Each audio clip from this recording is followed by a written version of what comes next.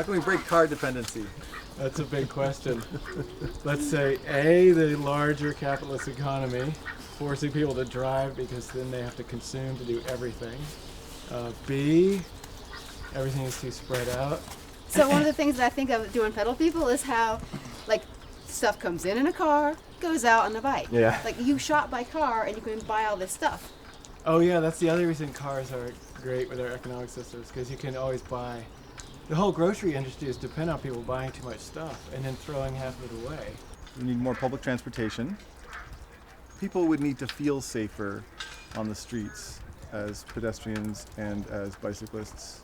I think a lot of people don't realize how safe they actually would be bicycling on the streets.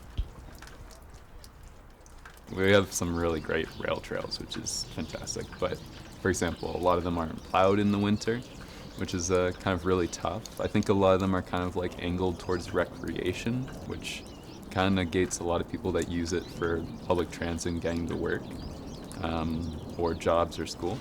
So that's a big issue. So this is a collectively owned house, yard, 6 and 8 High Street.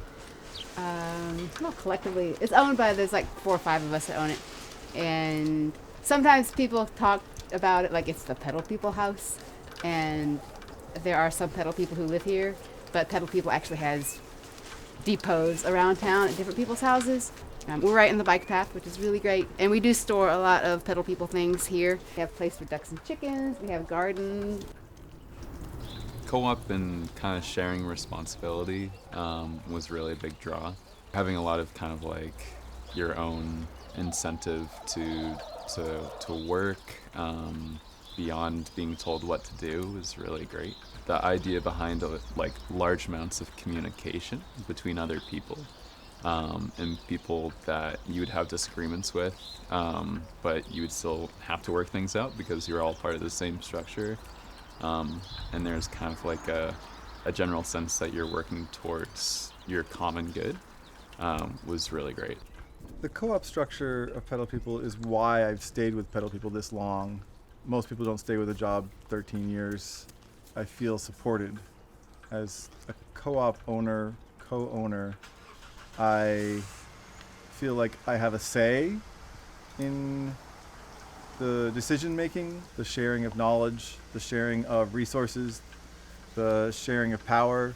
All those things are really important to sustainability of a business, to sustainability of the human resources of the business. I still like the riding. It's definitely something that still draws me out every time I go riding, do that hauling work. It's exciting. I like to race the clock, and I just think it's a fun adventure every time. You never know what's going to be out there, whether it's going to be a freak snow shower, or whether it's going to be a rainbow, or whether it's going to be a downpour, or whether somebody's going to have extra trash or no trash. That variation in life actually is pretty exciting to me. Once in a while, somebody will honk their horn at me when I'm being assertive in a lane, but most people are at least neutral and give you plenty of space on the streets, or are very supportive at the transfer center. I feel really lucky to be working with an organization that has such community support. Pedal People definitely also has quite a kind of a name in Northampton, and a lot of people see us and are ecstatic when they see us on the roads and will yell out encouragement. So that's really fun. That's kind of like an added bonus for sure. Yeah. I feel like when I first started got really into biking, like not wanting to support the wars for oil was one of my big motivations too. Yeah. The sound of freedom does not sound like that. It sounds like a bike wheel spinning. Nice. That was I'd say bumper sticker, but like, put it on a bike.